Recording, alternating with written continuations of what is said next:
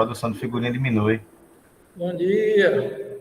Começamos com a fala do nosso querido aluno Júnior César, do S1 de Matemática, falando sobre um tema bastante relevante, mas a aula de geometria euclidiana para o S1 de Matemática, a aula, conforme tinha sido informado na aula anterior, ela é destinada a resolver exercícios sobre a área de figuras planas, tá? Área de uma figura plana, né? Embora haja questões que você tenha mais de uma região em destaque, e aí o autor e outros autores também falam a área achurada, a área em destaque. Tá? Então, se por acaso tiver mais de uma região e ele pedir a área achurada, seria você calcular a área de cada região daquela e somar. Tá? Seria isso. Ou se você preferir pegar todas aquelas regiões, juntar numa só e dizer quanto é a área dessa região total. Bom, mas vamos lá, aproveitar o tempo, tentar resolver a maior quantidade de questões possível.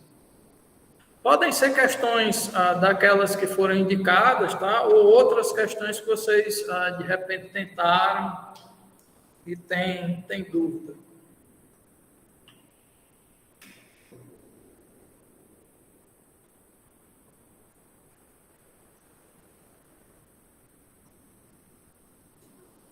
Estou à disposição.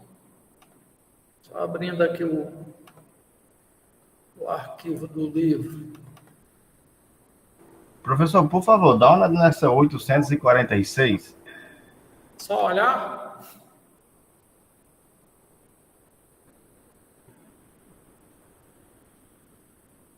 Camila está pedindo também a 980. Não sei se é só para olhar.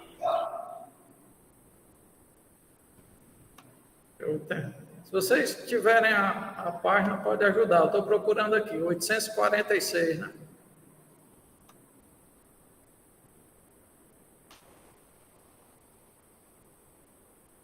Página 318.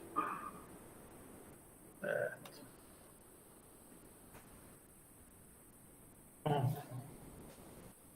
vou aqui compartilhar a tela para quem não tiver com arquivo poder ver o enunciado da questão. Então, questão 846. Na figura, ABCD é um paralelogramo de área S. Ou seja, o valor da área, ao invés de ele fornecer o valor numérico, ele está chamando esse valor de S. M é o ponto médio do lado CD do paralelogramo. Determine a área da região sombreada em função de S. Ou seja, isso aqui vai ser uma parte da área total. Aí eu quero que você me diga que parte. Será que vai ser um terço, um sexto, um décimo? Vai ser essa área dividida por raiz quadrada de 5? Então, você tem que criar uma expressão em função de S para determinar o valor da área dessa região. Então, vamos para o quadro, fazer a figura e tentar discutir com vocês. Bom, a região que está em destaque, ela é limitada por um triângulo, tá? Uma região triangular. Então, provavelmente, a gente vai precisar usar uma daquelas fórmulas para calcular a área de triângulo. Você deve ter visto no livro que existem várias fórmulas. Aí você pode perguntar, qual é que eu devo usar, Eduardo? Depende daquilo que você conhece. Por exemplo, tem uma fórmula lá para você calcular a área de triângulo se você conhecer os três lados. Tem outras, se você conhecer um lado e conhecer a altura do triângulo relativa àquele lado. Tem outras, se você conhecer o semiperímetro e o raio da circunferência que está inscrita ao triângulo, ou seja, que tangencia os lados do triângulo. Então, dependendo daquilo que você conhecer, você vai escolher determinada fórmula para calcular a área desse triângulo. Tá? Então, não existe uma fórmula que se sobressaia às outras em qualquer questão. como se você imaginasse que não existe uma receita que resolva todos os problemas. Não existe uma regra que resolva todos os problemas. Tá bom? Então, vou fazer aqui a figura, a 846.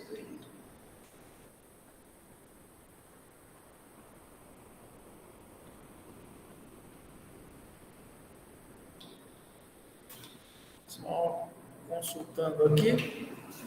A, B, C, D,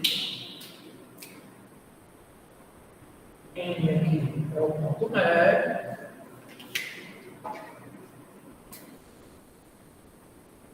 Você traça o segmento BM e, além disso, traça a diagonal AC.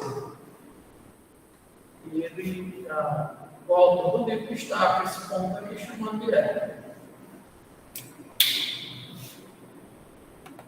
A outra informação que é dada, além disso aí, é que a área do ABCD tem valor S.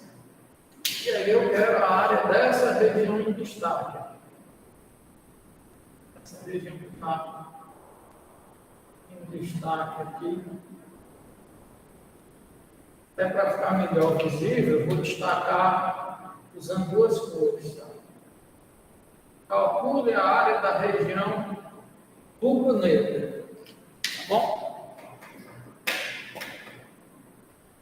E aí você pode contextualizar, né? Imagina que é a visão de cima do Maracanã, você está pegando a parte da região onde está a torcida do Flamengo. Bom, mas vamos lá. Então eu quero calcular a área daquela região. Bom, a primeira coisa é que se você sabe que a ABCD é um paralelogramo, que é outra informação, né?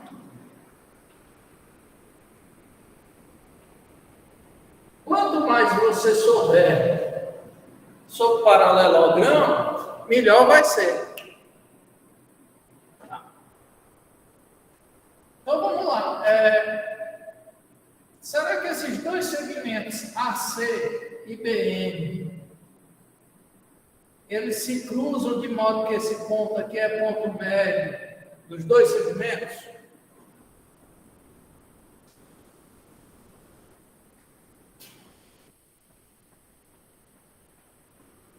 Não. Para encontrar o ponto médio, tinha que traçar de B a D. Isso, essa era uma propriedade que você tinha quando você traçava as duas diagonais do paralelogramo. Então, se o ponto médio AC daria quando você traçasse essa diagonal, se você gira o segmento aqui para baixo, esse ponto não deve ser o ponto médio. Mas será que a gente acha alguma característica que possa falar sobre esse ponto?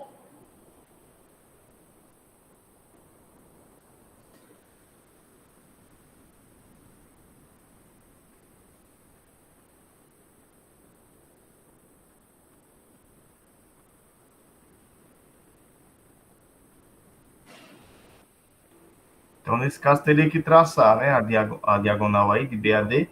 Pode ser um caminho. Por exemplo, se a gente traçar a diagonal de B a D, diagonal BD, eu já sei que esse ponto aqui,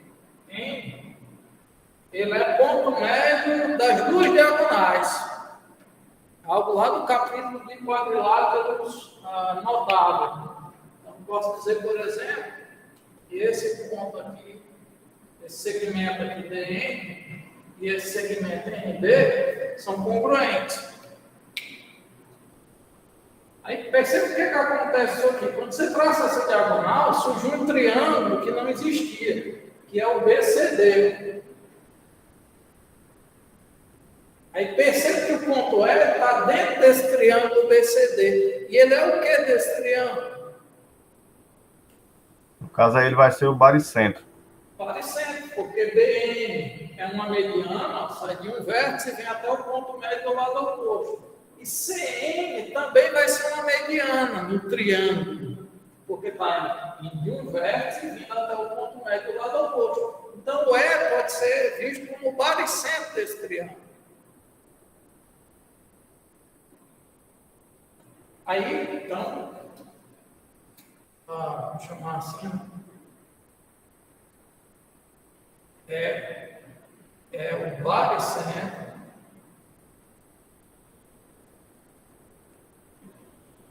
do triângulo BCD. O que é que eu sei sobre o baricentro do triângulo?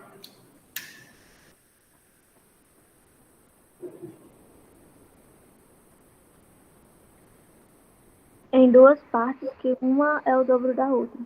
Ele pega a mediana e divide em duas partes, de modo que a parte que tem o vértice é o dobro da outra. Então, por exemplo, se eu chamar esse pedacinho aqui de N até de um X, pela propriedade do baricentro, eu vou saber que de E até C vai ser 2x. E aí, vamos tentar usar uma outra coisa. Então, perceba que esse segmento todo aqui, ó, ele é 3x. O que ele é do paralelogramo, do quadrilátero todo? Ele é metade da diagonal. A diagonal AC, ó, porque lembra que o N ele é ponto médio das duas diagonais. Então, se esse trecho aqui é 3x, esse daqui também vai ser 3x.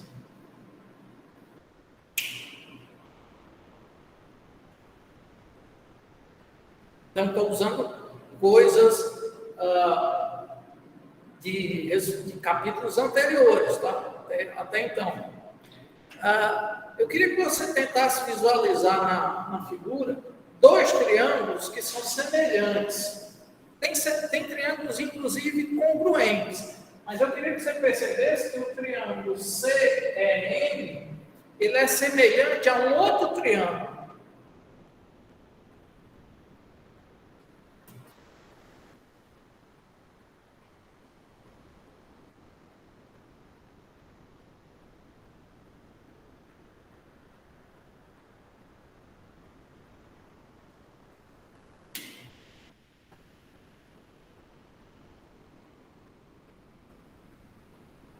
Percebe? Se tem um triângulo que é semelhante a esse que eu quero calcular a área.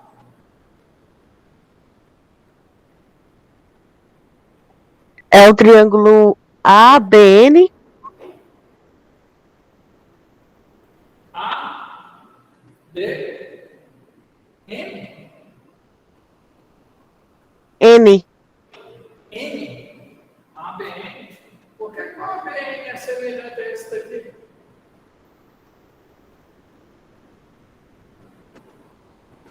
Pode parecer. Eles têm. Mas eles têm um ângulo em comum, né? Aliás, um ângulo igual e os ângulos opostos pelo vértice, não pode ser, não? Mas não é oposto pelo vértice. Um está aqui, o outro está aqui.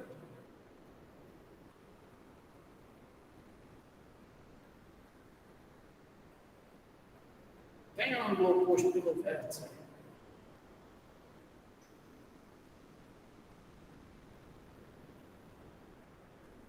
Qual foi o triângulo que Joyce falou? É o A, é B. A, é B.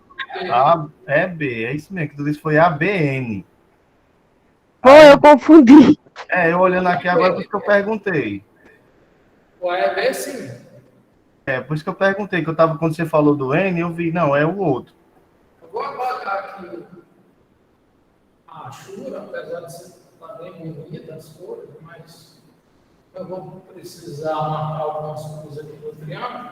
Vou apagar.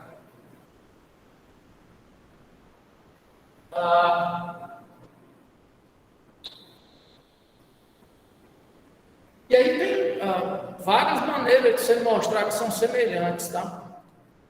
Uma delas é pelo caso ângulo-ângulo. Como assim? Eles têm um ângulo oposto do vértice, que são congruentes, e tem esses ângulos aqui, ó, que são halteres internos. Duas paralelas cortadas por uma transversal produz ângulos halteros internos congruentes. E aí, pelo caso ângulo-ângulo, já podia garantir isso. Eu podia usar um outro resultado.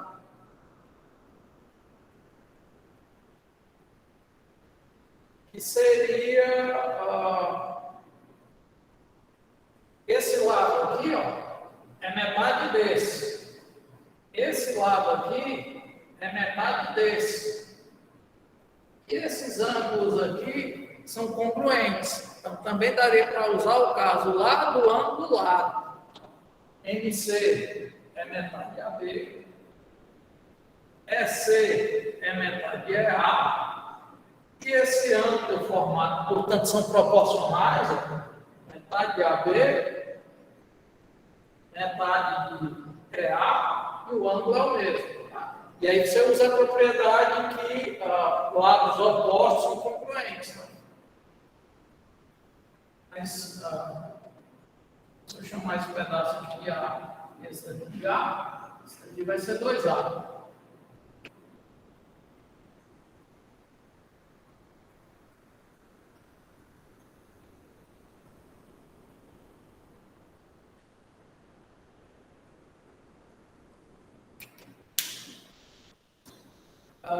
Deixa eu ver se essa minha ideia da diagonal é necessária. Acho que talvez não. Embora seja um resultado interessante, eu acho que não precisa dela para... Mas eu vou seguir o caminho que a gente inicialmente traçou. Tem um caminho mais rápido, mas eu vou seguir esse caminho. Então, eu vou usar só que esses ângulos aqui são alternos internos, e como são produzidos quando uma transversal cruza duas paralelas, então esses ângulos aqui são congruentes. Tá? E aí eu vou analisar um pouquinho sobre esses triângulos. Triângulo A e B, ele é semelhante ao triângulo CEM, e o caso de semelhança que eu vou usar vai ser o lado angular. E aí a razão de semelhança é o quê? Esse lado é o dobro desse, esse lado é o dobro desse. Então a razão de semelhança é 2. Razão de semelhança.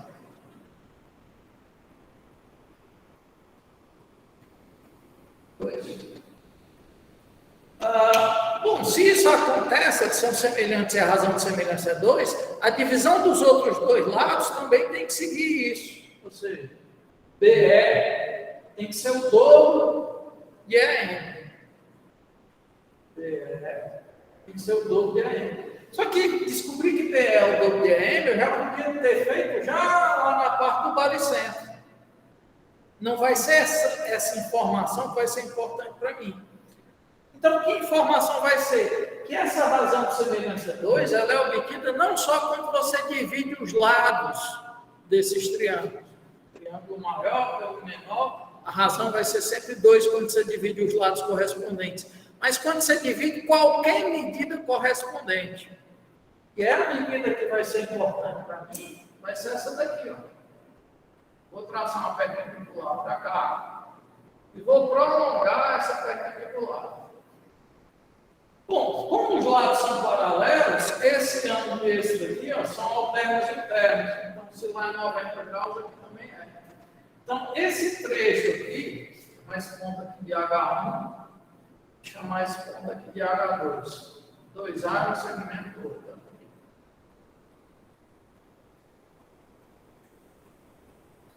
Esse segmento de E até H1 é a altura desse triângulo que eu quero saber a área.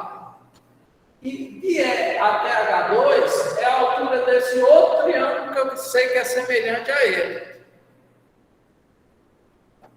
Então, o que é que eu posso dizer pela razão dessas alturas? Que a divisão dessa altura pela altura correspondente do triângulo também tem que dar 2. Então, se eu pegar EH2, que é a altura do triângulo maior, e dividir por EH1, isso também tem que dar 2.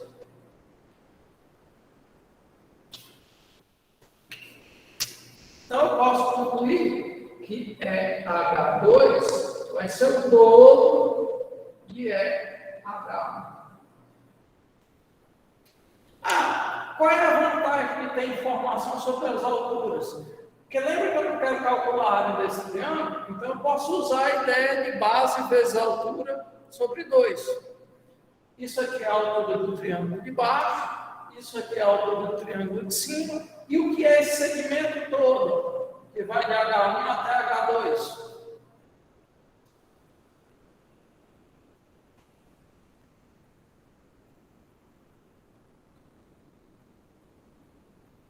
A altura do paralelogramo? É a altura do paralelogramo. Foi dada qual é a altura do paralelogramo? Não, mas eu tenho uma certa liberdade. Então eu posso, por exemplo, chamar essa altura do paralelogramo de um H. Se eu chamar de H, como esse trecho aqui é o dobro desse, é como se eu tivesse pegado a altura e tivesse dividido em 3 pedaços. Então cada pedaço vai ser um terço. Você vai ter 2 terços aqui e 1 terço de H aqui.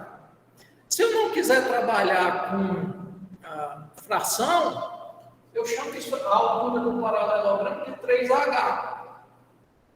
Por quê? Porque se eu chamar 3H, esse pedacinho vai ser H e esse daqui vai ser 2H. Ou se você preferir, eu não vou direto para a altura do paralelogramo. Eu chamo de H esse pedaço. Aí como esse daqui é o dobro, vai ser 2H. E aí o total vai medir quanto? 3H. Agora eu já tenho o suficiente para comparar a área desse triângulo com a área do paralelogramo. Como é que a gente pode comparar a área desse triângulo com a área do paralelogramo? A área do triângulo MEC, ela pode ser calculada como base vezes a altura sobre 2. Quem é que vai ser a base? A. Quem é que vai ser a altura? H, dividido por 2. A vezes H, dividido por 2. Só que eu não quero em função de A e H. A e H são medidas que eu dei nome. Eu chamei de A esse tamanho, chamei de H esse daqui. Eu quero em relação à área do paralelogramo, que é chamada de S. Como é que você calcula a área do paralelogramo? A base do paralelogramo, que no caso aqui pode ser esse lado aqui, ó, 2A, vezes a altura, que no caso vai ser quem? 3H. Então eu sei que a área do paralelogramo ela é base vezes a altura.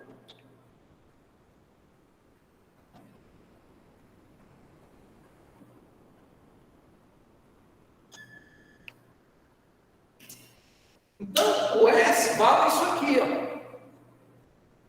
Só que eu quero que apareça essa expressão em função de S. Então, eu deveria fazer aparecer o produto entre 2A e 3H. Como é que a gente pode fazer aparecer o produto entre 2A e 3H? Precisa de um fator 2, que não existe. Então, eu vou e multiplico por 2 em cima e embaixo. Para gerar uma fração equivalente à original. Ah, mas precisa aparecer um fator 3. Então, eu vou e multiplico por 3 em cima e embaixo.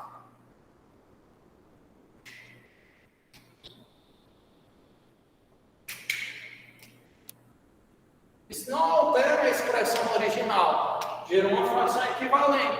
Mas fez aparecer, ó, a área do paralelogramo, que a gente chama de quê? De S. Então, o valor disso aqui vai ser S dividido por 2 vezes 2, 4, vezes 3, 12. Então, a área do triângulo que eu quero calcular vai ser S dividido por 12. Ou seja, vai ser 1/12 da área do paralelogramo. Claro, tem outros caminhos, eu estou te mostrando uma ideia. Qual seria o outro caminho? Se 2A vezes 3H é S, Então, A vezes H vai ser S dividido por 2, ou por 12, por 6. S dividido por 6. Né? Aí, onde tem A vezes H aqui, você troca por S dividido por 6.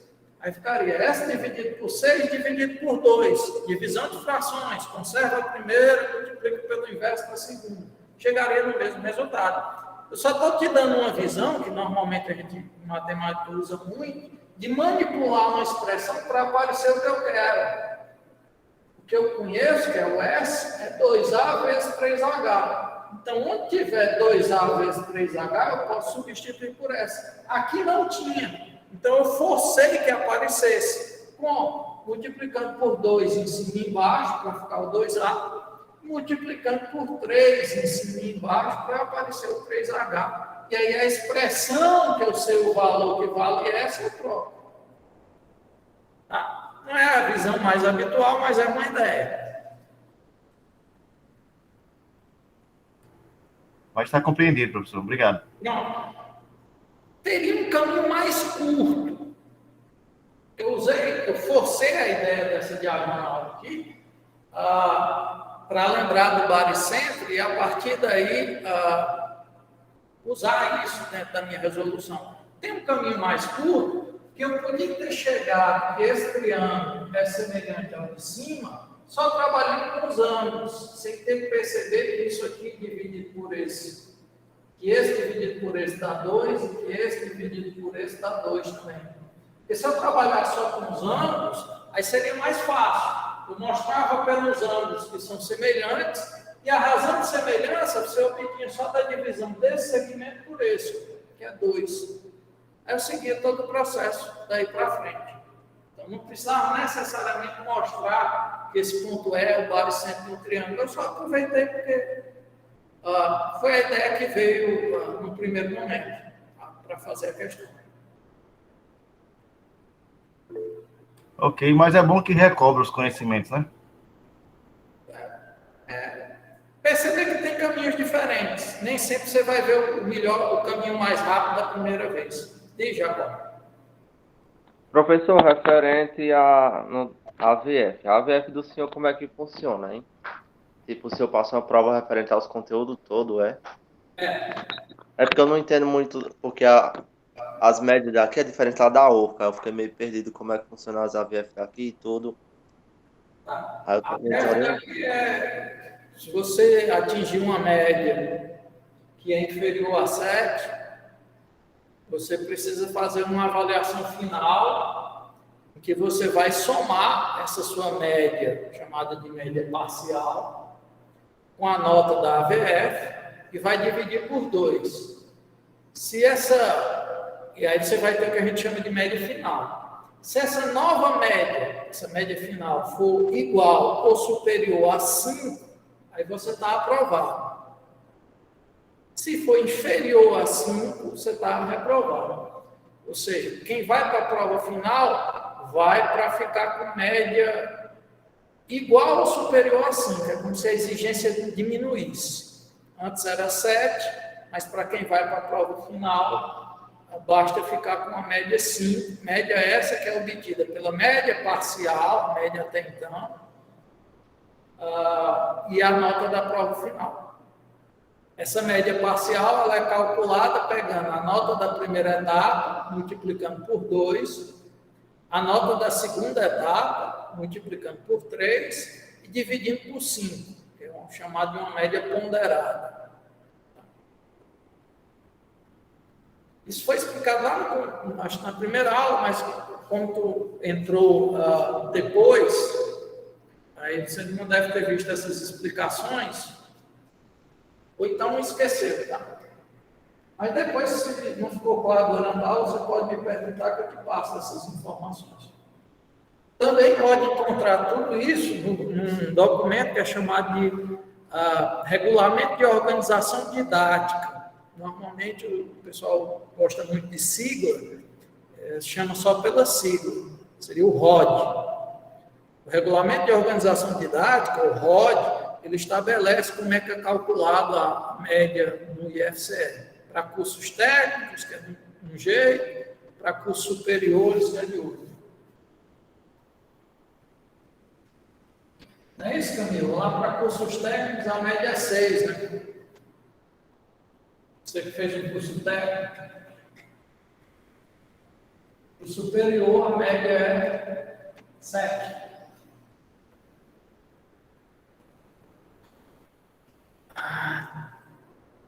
Tem no slide também, lá da primeira aula.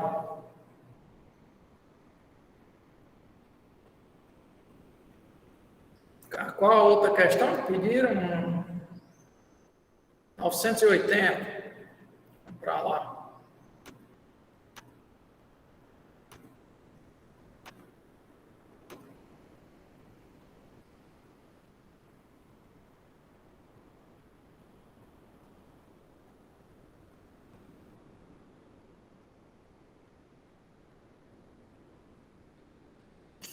Eita, 980 é lá para o final do livro.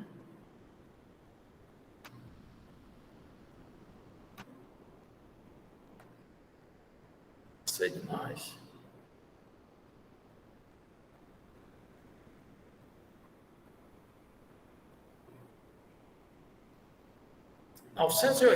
Calcule a área S, sabendo que ABCD é um quadrado e DEF é um triângulo, ambos de lados de medida A.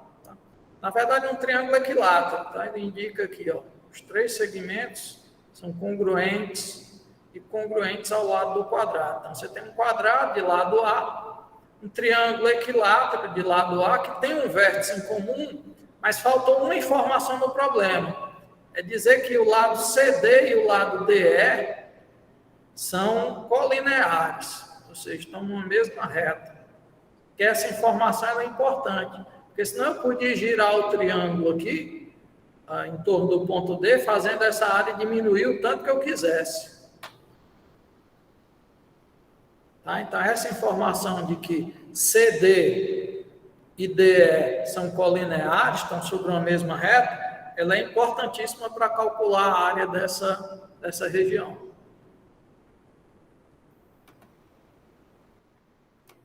Vamos para o quadro. 980.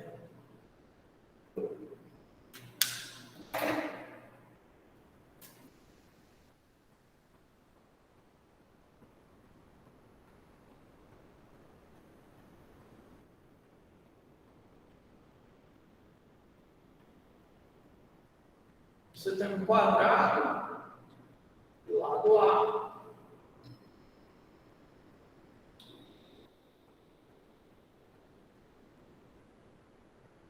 Você vai ter um triângulo equilátero também de lado A.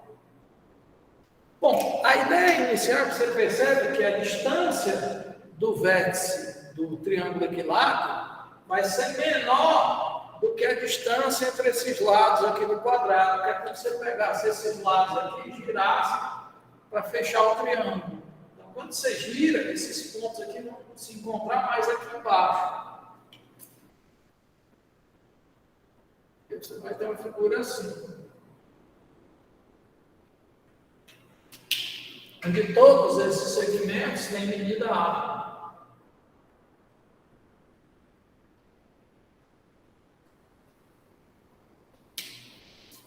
Depois disso, você traça o segmento que vai desse vértice do quadrado até esse vértice do triângulo. Vai ser esse segmento aqui que vai delimitar uma região entre o quadrado e o triângulo equilátero. E eu quero saber qual a área dessa região, que eu pintei aqui de azul. Eu vou só pegar o nome que é dado a cada um desses pontos: A, B, C, D, E, F. Esses são os pontos que a figura, que a questão já denomina.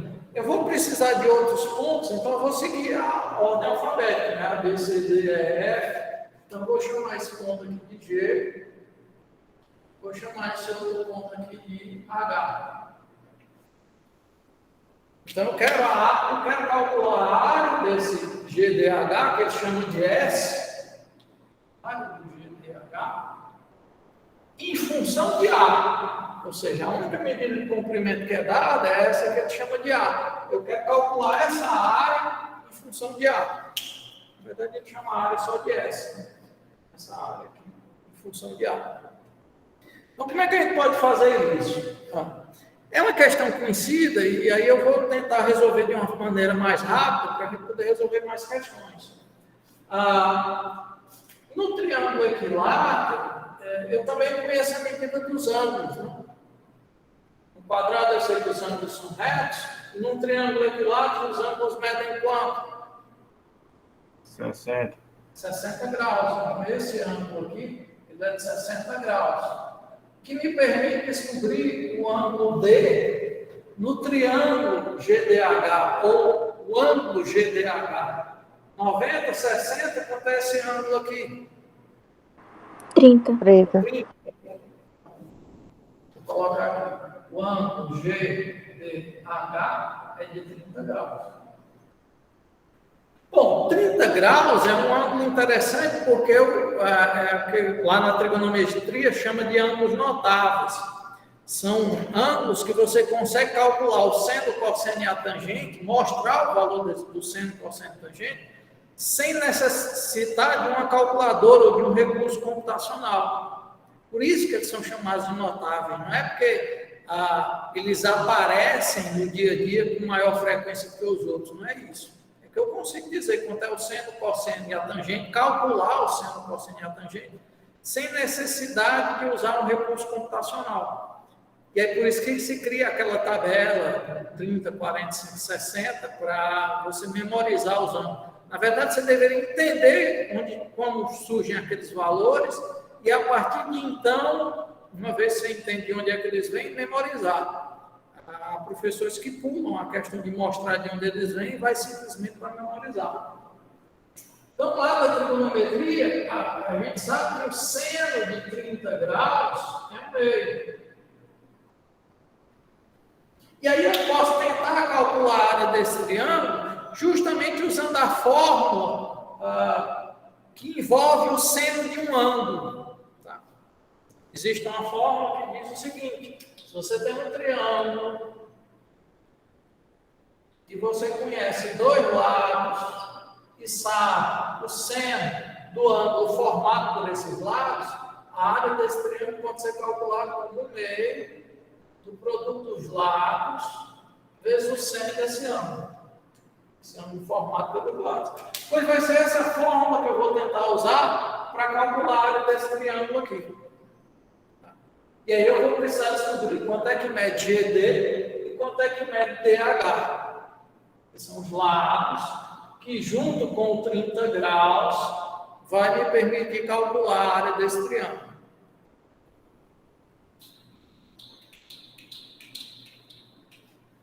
Bom, como é que a gente pode descobrir GD em função de A? Aí eu destaco que tem dois triângulos semelhantes, ó, o BGA, esse daqui, e o GDE. E é fácil mostrar a semelhança entre eles. Ele já tem um ângulo reto e tem também esse ângulo aqui que é oposto pelo vértice. O triângulo BAG é semelhante ao triângulo EDG. Dá para mostrar por ângulo.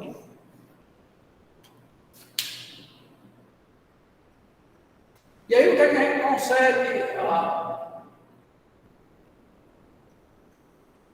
Na verdade, dá para mostrar mais ainda, né? Ele é congruente, né, professor? Dá para mostrar a congruência.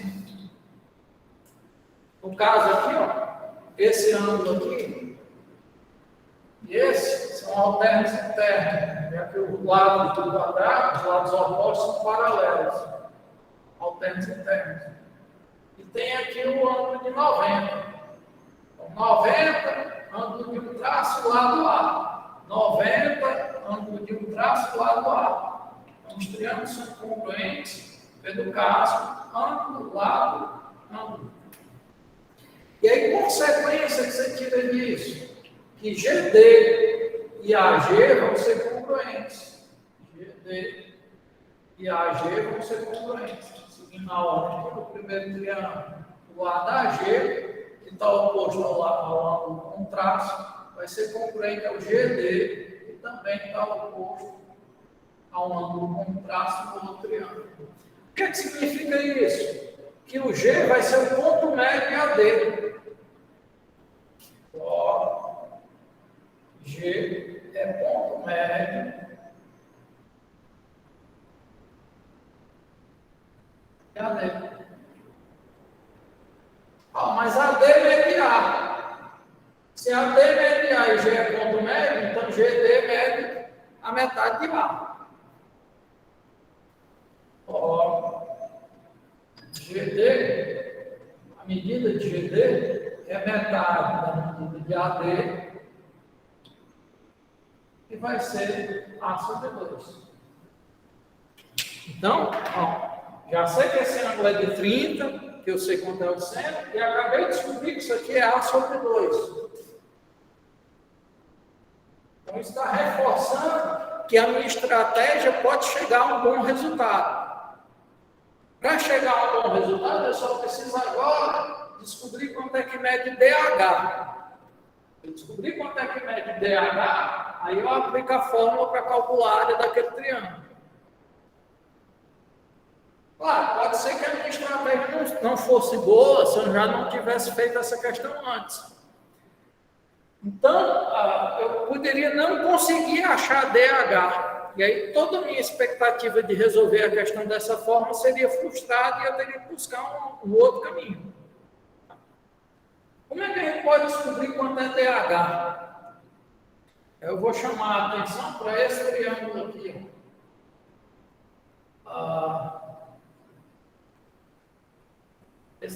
Esse triângulo pequeno e esse triângulo aqui. Não era nem a maneira que eu estava habituado a encontrar, mas... Não. Dá certo assim. Pensei que pudesse mostrar a semelhança entre ele e o triângulo azul, mas não dá.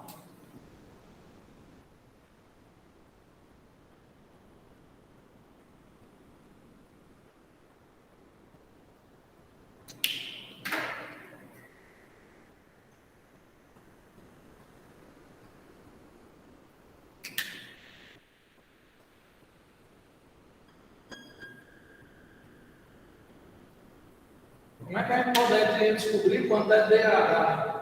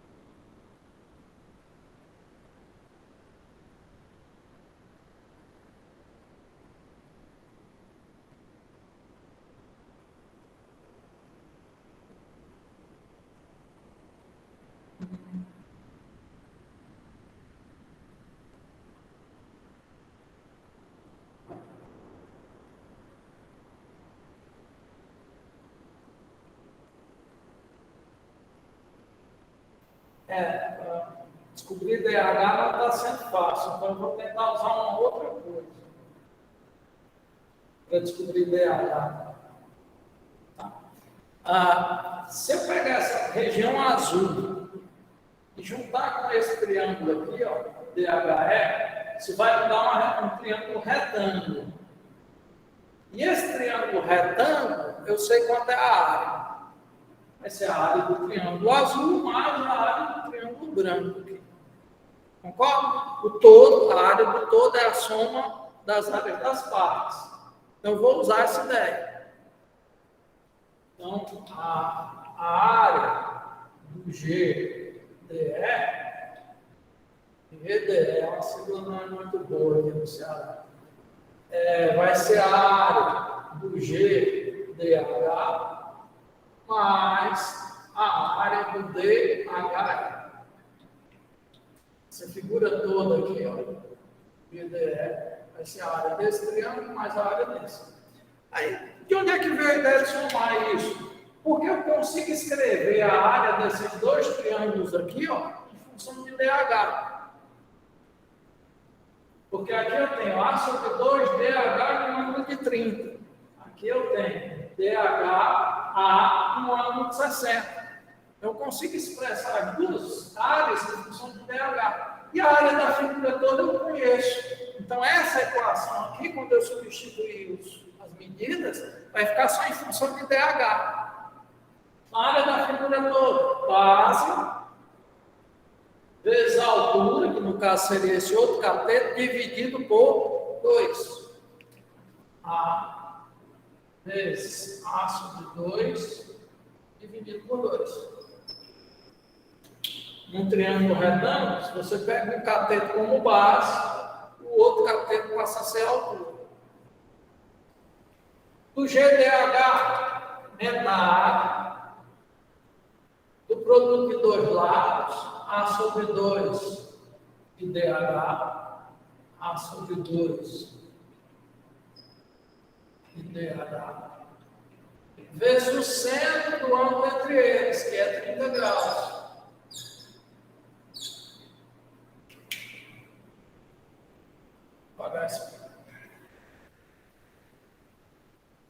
Mais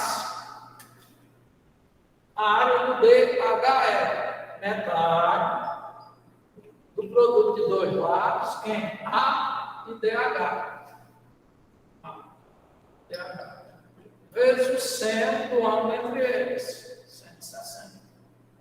Então, se você olhar para essa equação, o A é conhecido, o 130 é conhecido, o 160 é conhecido, então a minha única incógnita é DH. Então, através dessa equação, eu consigo descobrir quem é DH. Essa conta aqui vai me dar A sobre 4. Eu posso tirar o DH em evidência, soma de produtos que tem um fator comum. DH que multiplica. Aqui vai ficar o 130, ele é 1/2. E o 160, ele é raiz de 3 sobre 2.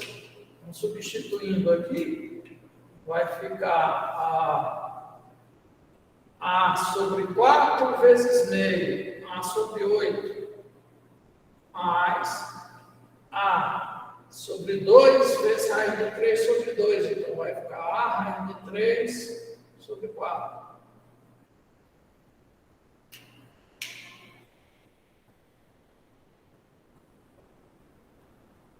Então, se eu isolar o DH aqui, eu podia até ter tirado o A em evidência também. Tirar o A em evidência aqui também. DH e A aparecem na soma dos produtos.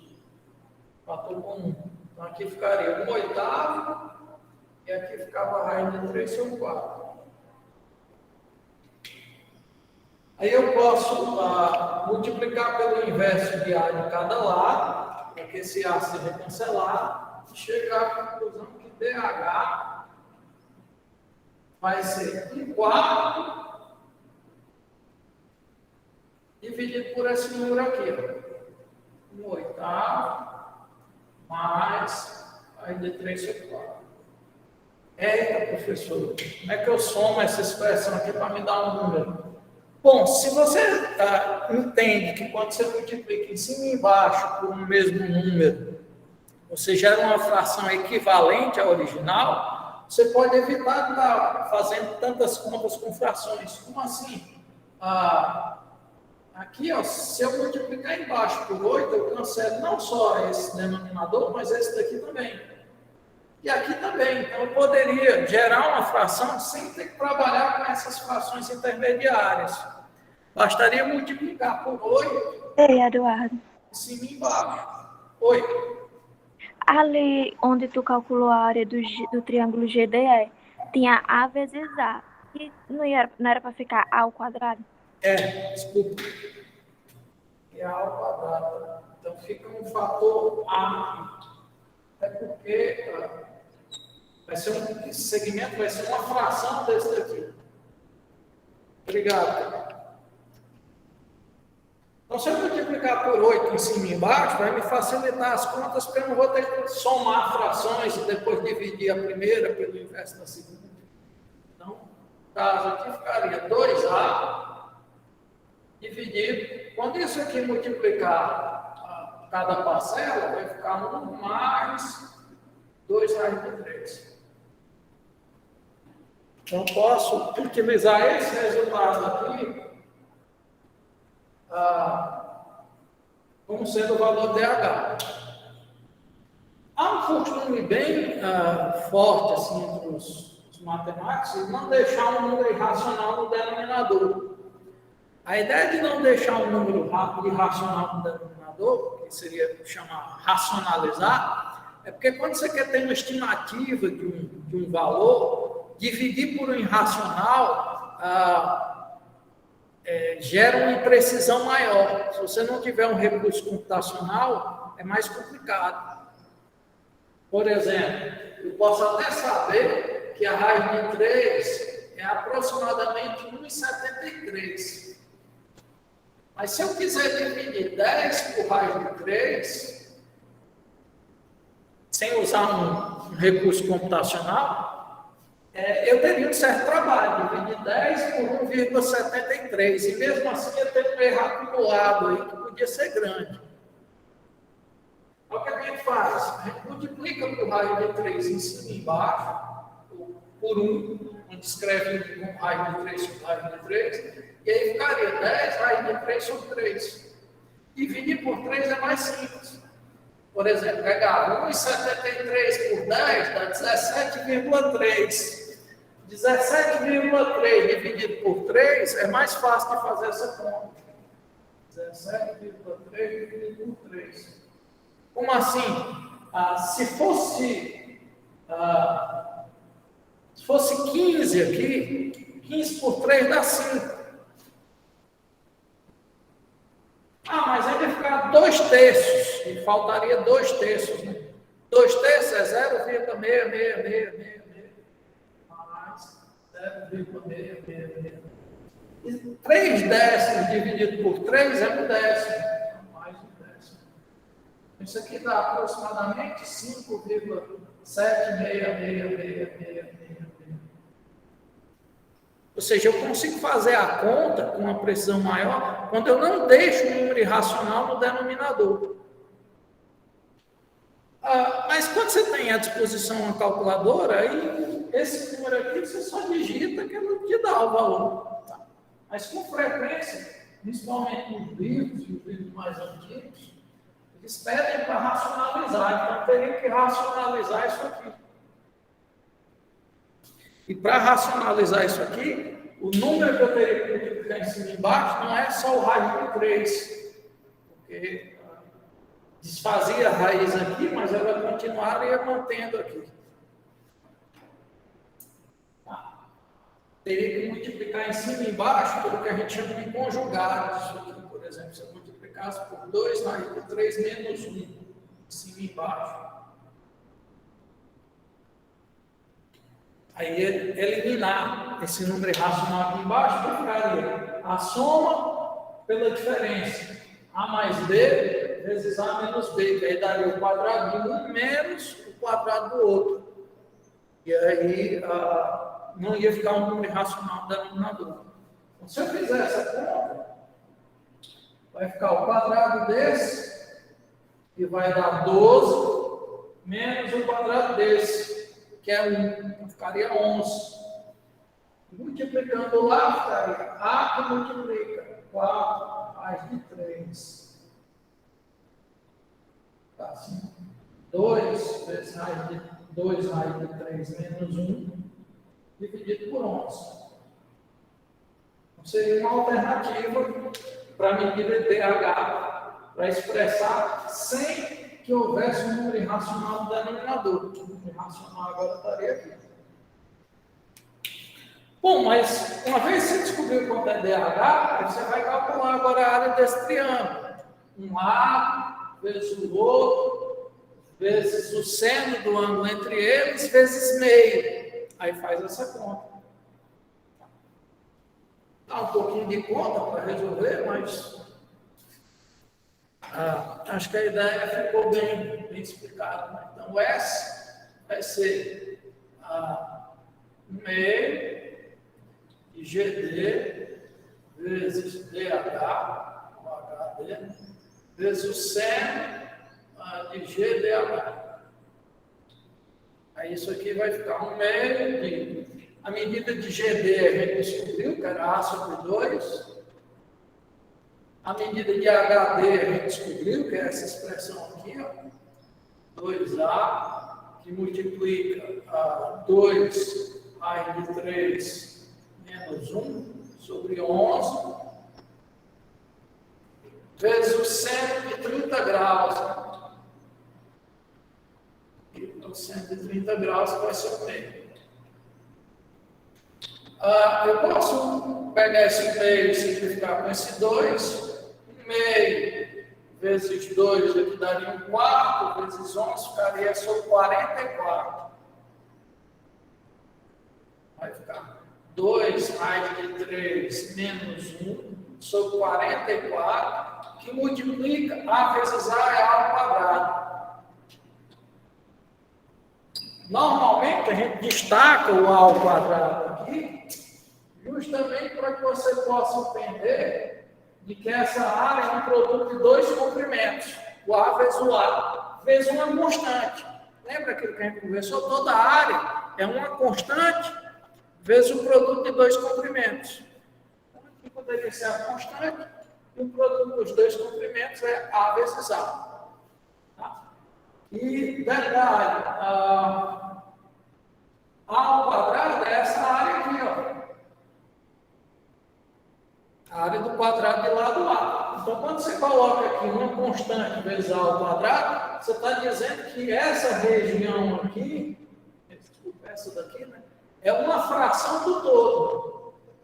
Claro que essa fração tem que estar menor do que 1. Essa região aqui, ó, é muito menor do que a área do quadrado. Se você quiser fazer uma conta aproximada, vamos trabalhar com 1,7. 1,7 vezes 2 dá 3,4. Menos 1, 2,4. 2,4 dividido por 44 é o mesmo que 1,2 dividido por 22, que é o mesmo que 0,6 dividido por 11.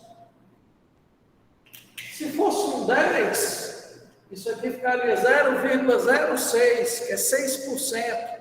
Não é por 11, dá um valor abaixo de 6%. Então, essa região aqui, ela é menos do que 6% da área desse quadrado.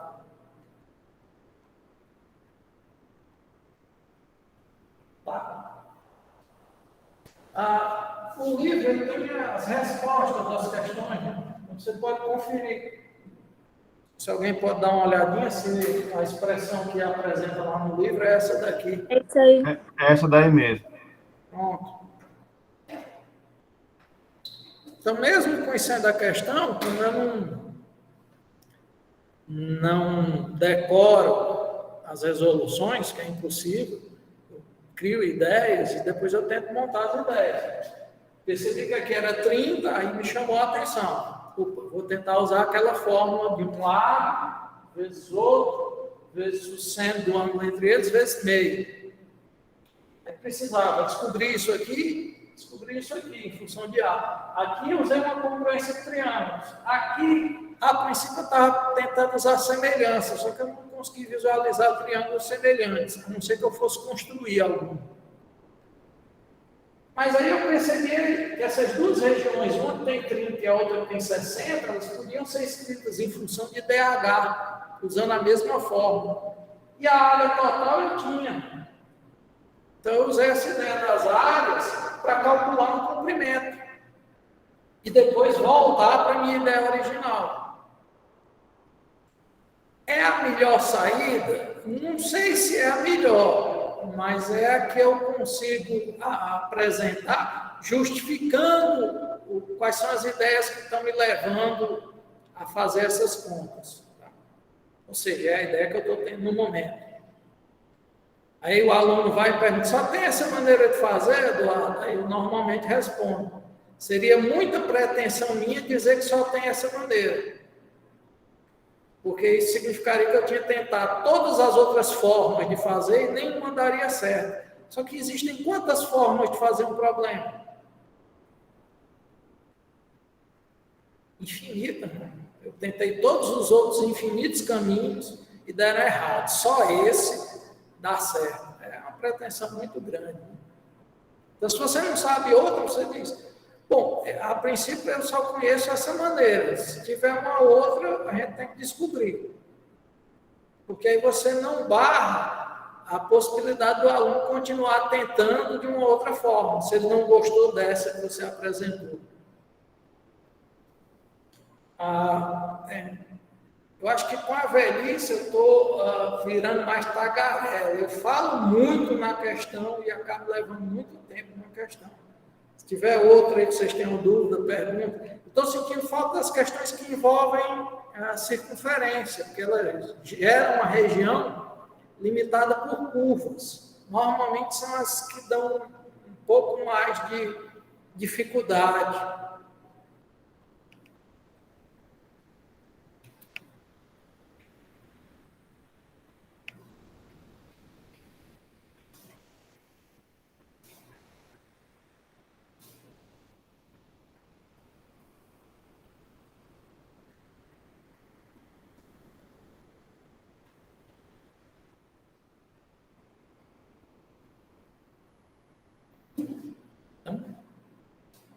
Vamos lá, qual outra questão que vocês tentaram? Olha a 912. Qual? 912. 912. Vou localizar aqui antes de projetar a tela.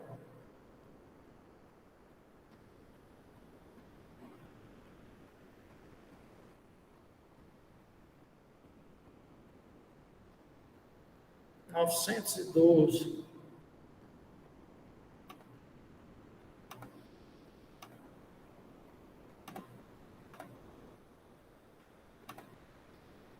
É essa mesmo, né, Camila?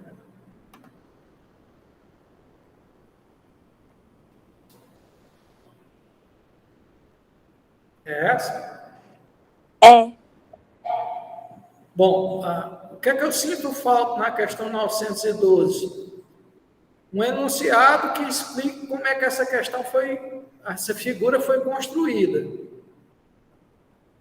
Não diz nada. Então, fica muito a cargo da pessoa interpretar o que está vendo e admitir algumas hipóteses para depois poder resolver. Então, questões bem elaboradas não podem deixar essa dúvida. Tá? O que é que eu estou achando que está acontecendo? Você tem um quadrado, ABCD, porque ele não diz que é quadrado, né? Aí diz, tá aqui, quadrado ABCD. Depois você pega os pontos médios desses quadrados, dos lados desse quadrado, desculpa, e liga esses pontos médios. Em seguida, usando como centro cada ponto médio e metade do lado desse novo quadrado como raio, você descreve esses arcos aqui.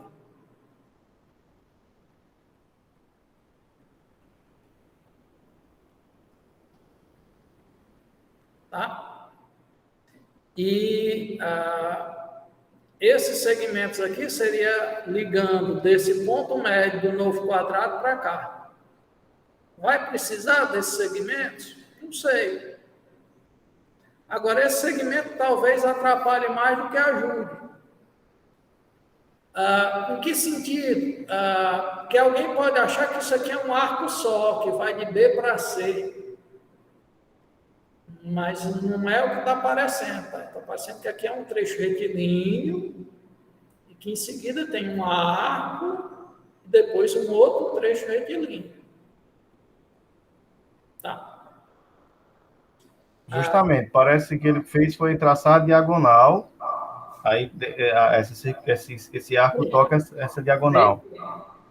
Parece a diagonal, aí você teria que mostrar que é a diagonal. A princípio eu estou justificando dessa forma.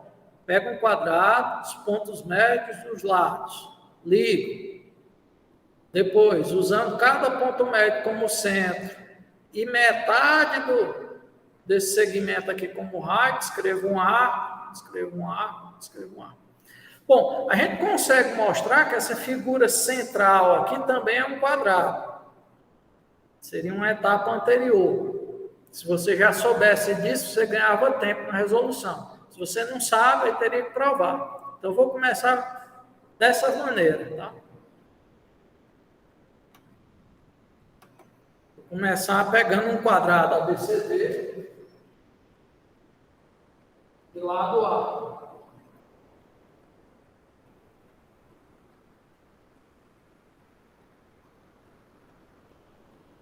O quadriculado da lousa me ajuda bastante com a ideia de desenhar um quadrado. Tá? Sim, vai um alerta. Se você olhar, sei lá, em 99% dos livros, quando se apresenta um quadrado, sempre se desenha dessa forma. Um lado na horizontal, um lado na vertical.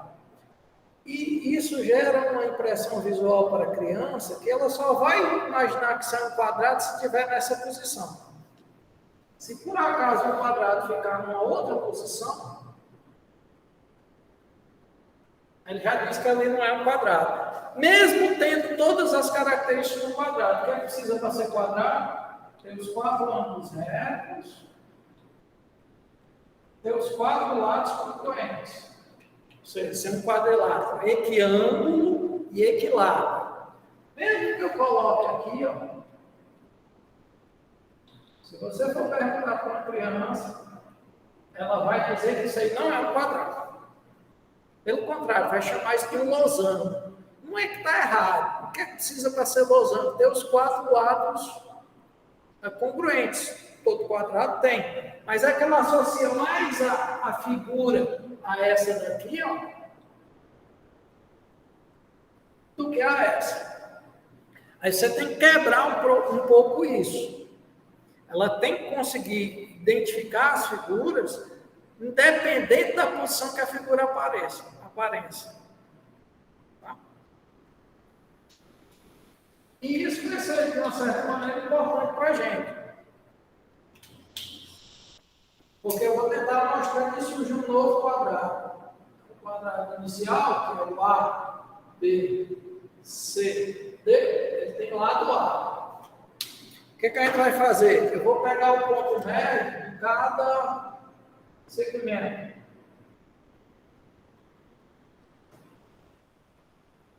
Cada lado do quadrado.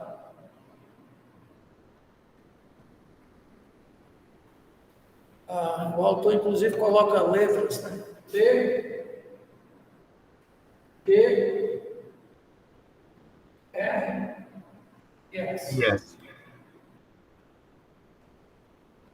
Todos esses segmentos aqui são congruentes, porque vão medir a metade de A.